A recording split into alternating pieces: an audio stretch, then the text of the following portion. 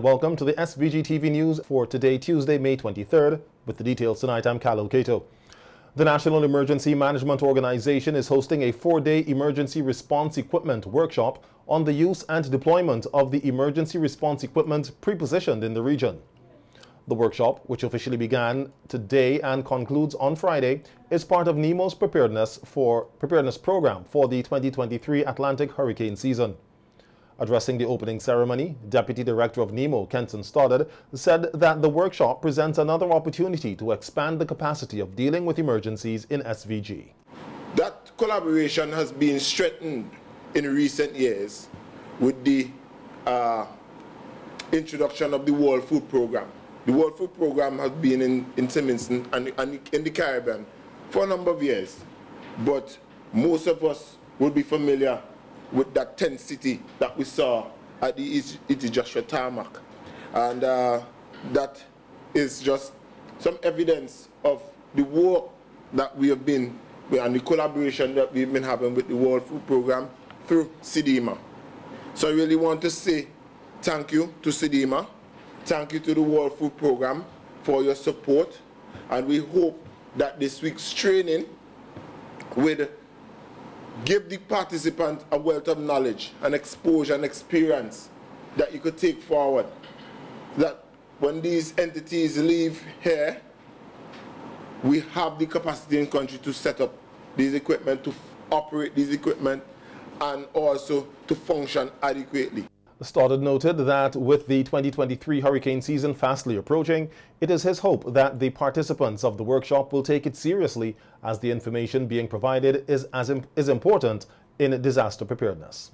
I want to challenge you guys here this week to take the opportunity serious and for you to know that in the event of an emergency, whether it be hydrometeorological or otherwise, you may be called to operate, whether it be the setup of an MSU, whether it be the setup of one of the prefab or generator. All right?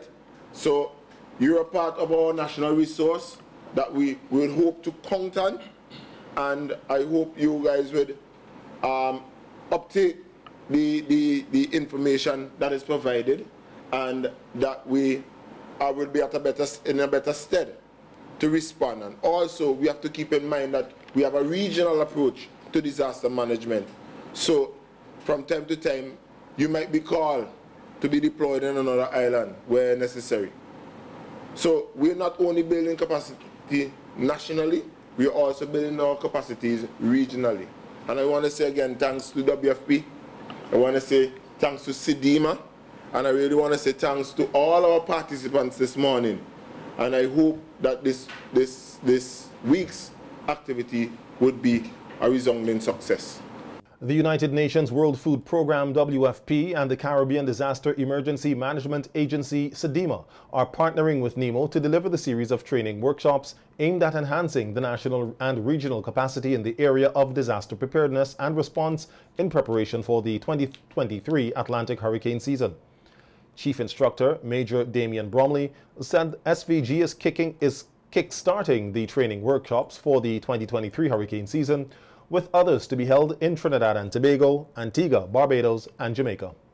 The training was conceptualized by World Food Program, but made possible with the partnerships with SVG-TV as well as the local disaster offices, and in this particular case, NEMO.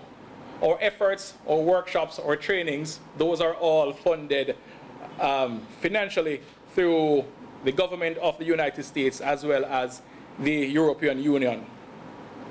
The training is set out to support humanitarian operations within the region, as we have seen an increase in the number of climate-related disasters combined with rising sea levels as well as rising poverty and rising vulnerabilities within the region. We are committed to providing support to the region to ensure that the resources and the skills are available to impacted persons who face challenges during a crisis. Today we kick off the first in the 2023 series of emergency equipment training, and we are expected to conduct training in Antigua and Barbuda as well as Trinidad and Tobago. we hope that the other countries will confirm their training dates in short order.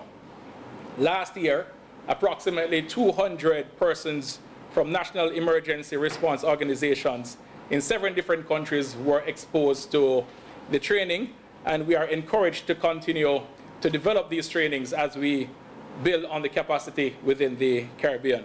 Outlining the different training sessions in which the participants will be involved over the 4-day period, Major Bromley said they will be very instructive and competitive.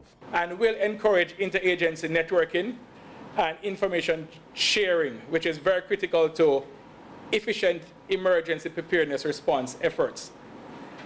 During this training, we will learn how to construct the large mobile storage units, as well as constructing or assembling the prefabricated offices. You will learn how to start a generator and how to make connections to a generator. We don't expect you to be experts, but at the end of the training, you should know the basics. The skills and knowledge gained through this workshop will be definitely beneficial, both domestically as well as in the region. And we will see, well, in the past, we have seen how quickly Caribbean states supported by SVG-TV quickly mobilize to respond across nations whenever there is a disaster. At the end of this course, if you are so qualified, then you may be called upon to lend of your skills and your knowledge if there is a large-scale emergency in any of our neighboring territories.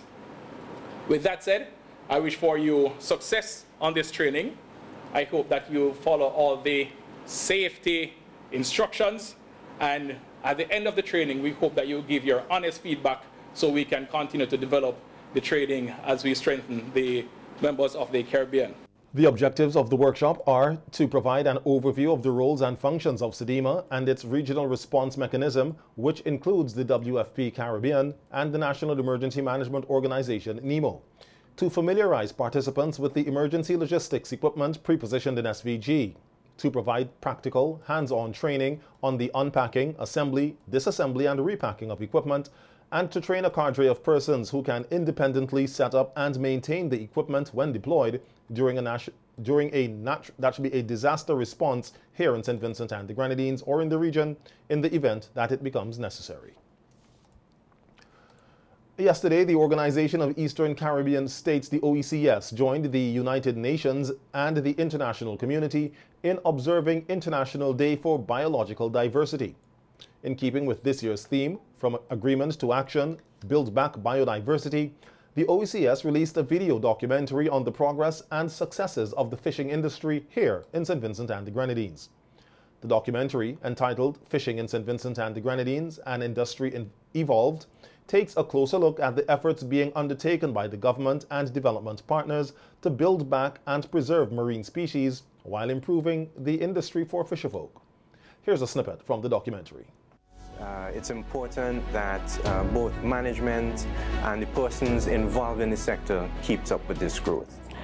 We work closely with the fishers and were able to bridge the gap between the government and the fisherfolk. We had several discussions, several consultations, several meetings were held to find out the needs of the fishers. The issue of climate change, I don't know if is that vast effect on catching us, because when you look at the dolphin season, previous years we all know we have lots of dolphins. Today we don't have any dolphins. In the sailing boat time where they used to use smaller engine, they used to go at least 5 miles just from in Kingston. They used to just go around King and Point, and just 5 miles, and they used to come back with a lot of fish. The most coming in here is sun robin, tuna, and ballahu and gar. If it wasn't for the fad, maybe we wouldn't have fishes in the market. A fish aggregate device that is placed and certain fishing area where you know there's a feeding ground with fish. These fads have enabled us in the Caribbean, and specifically in St. Vincent and the Grenadines, to build artificial grounds, so to speak. So we are able to place devices in the ocean, and these allow our fishers to go to a specific location where fish aggregate. Sometimes the tide sink it down, So when we go out, we may not see it. But with GPS, we know directly where to go. Our fishers are now able to target certain sites, use less gas, and basically are able to go here and know for sure that they would be able to catch fish. Roughly about 900 plus thousand pounds of fish is being landed at this facility every year. Through our extension program and our extension drive, in collaboration with our public education unit, we go to the fishing communities and we have consultation with our fishers, not only on issues that are affecting them from a livelihood perspective, but also on issues as it relates to preserving the biodiversity and the resources, the species that are being caught in terms of fishing in a sustainable way. Through the EU-funded Biospace program, the OECS is working with its member states to preserve and sustainably use marine and terrestrial biodiversity. In St. Vincent and the Grenadines, one of the program's initiatives is to build fish pots that are with biodegradable hatches, to reduce ghost fishing, which is where fish pots are lost at sea with marine creatures trapped inside. The hatches of these pots will deteriorate over time, thus releasing any organisms trapped inside. A project geared at strengthening the management of water and soil resources for the sustainability of the agri-food systems of 7 Caribbean countries was launched here on Thursday, May 18th. The project, which is being funded through the German Agency for International Cooperation, GIZ, and implemented through the Ministry of Agriculture in Argentina, will see the implementation of a watershed project on Mairo. According to a news release from the Agency for Public Information, point person for the project, Karomo Brown, said the project concept involves the construction of a shed in Mairo for water harvesting and the installation of tanks for water storage, pointing out that a project of this nature is critical, as Mairo is a very dry island and has limited ability to retain moisture. Chief Agricultural Officer Renato Gums also deemed the project as very important, noting that the establishment of a plot on Mairo would be a good base for collection of data for the performance of crops. Gums is hoping that the collection of data and the application of the technical skills in the project will help the ministry make recommendations for a broader project. Representative from Argentina's Ministry of Agriculture, Maria Corneli, said that the objective of the Mairo Watershed Project is to develop participatory planning strategies and technology for the management of water and soil resources in order to contribute to the sustainability of agriculture in the region. The project is being done at a total cost of €8,000. Immediate past Chief Executive Officer of the Central Water and Sewerage Authority, CWSA, Garth Saunders, was laid to rest today following a funeral service at the Kingstown Methodist Church. Saunders, 63, died on May 14th, just 6 months after he retired from the CWSA, where he had served for 18 years as CEO. A civil engineer by training, he served as the first chairman of the Board of Directors of the Argyle International Airport and remained in that capacity for 6 years. He also served on many other boards, including the parent company of SVG-TV, the SVG Broadcasting Corporation Limited. At the funeral service, glowing tributes were paid. Since his passing, tributes have poured in for Saunders, who has been described as an outstanding and dedicated son of the soil who gave 39 years of his life in the public service. At the funeral service today, more tributes were paid to Saunders by some of his colleagues. I had the privilege to teach GAT as an undergraduate myself, and their cohort is a virtual who that came out of grammar school. I thoroughly enjoyed that because they were an excellent bunch. GAT stood out not just as an academic, but I knew because I was at one time assistant games master and then games master of his prowess on sports field. That's when the grammar school playing field was a center of social activity, as it isn't today. And of course he distinguished himself in the field sports, so much so that he obtained an athletic scholarship, I believe, to go on to Puerto Rico to study engineering, and came back and served with distinction in virtually every assignment that he had. It's very difficult to beat Garth's record as a public servant. He wore St. Vincent on his heart and saw no color. What was good for St. Vincent was always best for Garth Saunders. Now, I negotiated several collective agreement contracts with Garth. And one of the things that was at the bottom of his heart was to make sure that within the Central Water and Sewerage Authority, scholarships would be offered to children of employees. He had a scholarship. He had an athletic scholarship. He went to Puerto Rico, did engineering. And God has made his mark in St. Vincent and the Grenadines.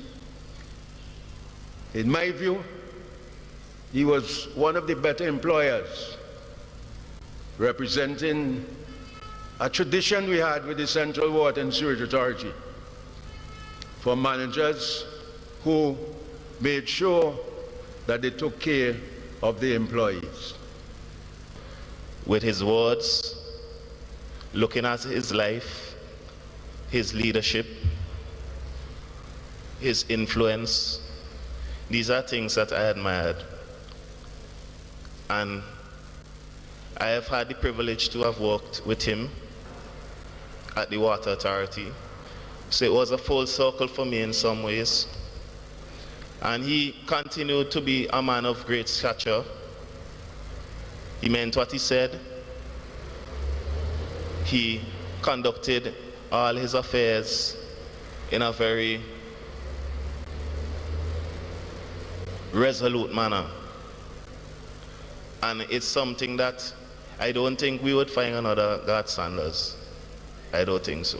A representative of the Grenada Water and Sewerage Authority and water sector in the Caribbean also paid a glowing tribute to Saunders. Esteemed colleague Garth Saunders has come to a shock to all of us in the water sector in the Caribbean. The members of our Association of Water Utilities and the water sector in the Caribbean deeply mourn his sudden death. He was highly respected for his professional competence and administrative acumen. Garth has been exceptionally skilled in civil engineering projects. It's a topic we've discussed. I'm also a civil engineer myself, and we would have frequent discussions on projects in the various islands. He was well connected with his people. He lived by the mantra of adding value to people and making a difference in their lives. The members of the team of CWSA will testify to him coaching various younger professionals in their career, as he has also done to other regional colleagues outside the boundaries of St. Vincent. In his role as an administrator, he adopted a facile and pragmatic approach to clear administrative hurdles to resolve problems and issues. As a general manager, he played a motivating and facilitating role in carrying the team with him in the technical and managerial growth of CWWSA. His bereaved family could take comfort from the fact that he has left behind a legacy of dedicated service to the cause of a sustainable water sector, both in St. Vincent and the Grenadines and in the region as a whole. Current General Manager of the CWSA, Winsworth Kwao, in his tribute at the funeral, said a dark cloud of sadness descended upon the organization on Monday when the staff received the shocking news about the passing of their immediate past General Manager. He served as General Manager of CWSA from June 2004 to November 2022, a total of 18 years. He had previously served for 5 years as a senior water engineer from 1988 to 1993, primarily responsible for planning and design and the supervision of construction and operations. His crowning achievement during that 5-year stint was the design and construction of the Perseverance Water Treatment Facility, which now serves approximately 6% of our population from Byra to Orange Hill. And then I was sitting there, I was thinking, you know, he himself was so proud of that water treatment facility that perhaps I believe I'll propose that we name that facility after him. the word perseverance and God are synonymous. And I'm going to propose not just naming it God Saunders, but Gems, because he loved his full name, right? But I'll propose it to the board, and hopefully I'll get their support, because I think it would be a fitting way to remember him. Saunders is survived by his widow Simone, sons Aaron and Sean, brother Wendell, and sister Michelle. In other news, the Traffic Department of the Royal St. Vincent and the Grenadines Police Force officially launched Traffic Road Safety Week 2023 on Sunday, May 21st, with a worship service at the Kingstown Baptist Church. The Public Relations Department, in a news release, says the week of activities aims to sensitize, educate, and raise public awareness about various traffic concerns impacting the country and collaborating with diverse stakeholders to improve public relations. The week of activities is being held under the theme, Road Safety is Everyone's Responsibility. On the Police Beat program last evening, discussing traffic rules and regulations in SVG, Sergeant Wendell Corridon outlined some of the daily challenges experienced as a traffic cop. Mention of the word harassment. I must first and foremost state that we at the Traffic Department, we preach professionalism at all times. We don't believe in those words harassment.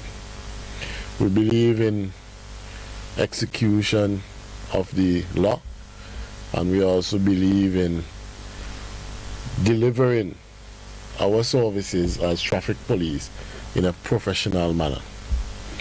We are challenged at times with drivers on the road, private drivers, omnibus drivers, and one might want to say it's harassment because you get a ticket this morning, or you get one this afternoon, you get one in the evening time, and they might say, boy, no, the police officers are really harassing me.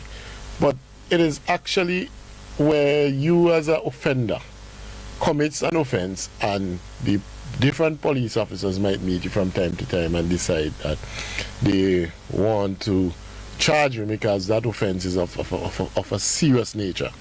So I will say to the listening public that we at the Traffic Department, we are not coming out on a daily basis to harass anyone. We are coming out to make our roads safer for motorists and pedestrians alike. Superintendent of Police and Head of the Traffic Department, Parnell Brown, who was also on the program, said that there will always be individuals who will obey the law and those who will break the law. However, it is important that motorists abide by the traffic rules and regulations. When someone has obtained their driver's license, their certificate of insurance, competence to be eligible to drive on our roads, I must warn you, in the first couple of months or years of their driving career, they obey every signs and signal. The signs, whether they're placed on the surface of the road, on a pole, or given by a police officer in uniform.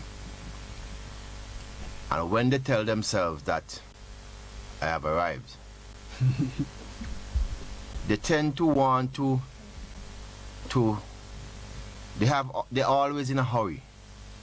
So they always tend to look at a sign or a road sign where they can go through in order to make their journey shorter or to get to their destination quicker. That would not fit the bill. If you have to get to somewhere for a particular time, leave where you are on time to get where you're going on time.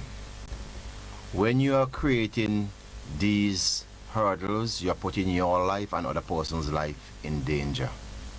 It is a practice that we have to stop, and is the practice that we want you to continue and to practice every day, is to be a good law-abiding citizens and obey the laws of the lands. ASP Brown also used the opportunity to appeal to motorists to desist from using cellular phones while driving, noting that this action can put a person's life and that of other motorists at risk. To desist from paying that much attention to your phone. I am appealing to you, please. If you are to take a telephone call, pull aside in a safe area, indicate and stop. If you have to do your texting, and I am seeing persons with phone to the ears, food in the hand, and one hand is steering, I don't know what kind of activity this is. This is not called driving at all. But I am asking you please to desist from these practices. Once you're caught by the police, do not come and ask for any chance. It's either you pay a ticket or you go to court. If you are issued a ticket for one of these offenses, please admit your faults and pay your dues, pay the costs. I am not prepared, because you can cause serious injuries or death to the police standing in the public road directing the traffic, all because you're not paying attention to what is going on the road. You're paying attention to your phone. Please stop it. I'm asking you to desist from such a practice. The Traffic Department Road Safety Week of activities continued today with a caravan to the windward side of the island and lectures. Tomorrow, an exhibition will be held in front of the Central Police Station, and on Thursday, the caravan will move to the leeward side of the island. The activities will climax on Friday with a march and rally.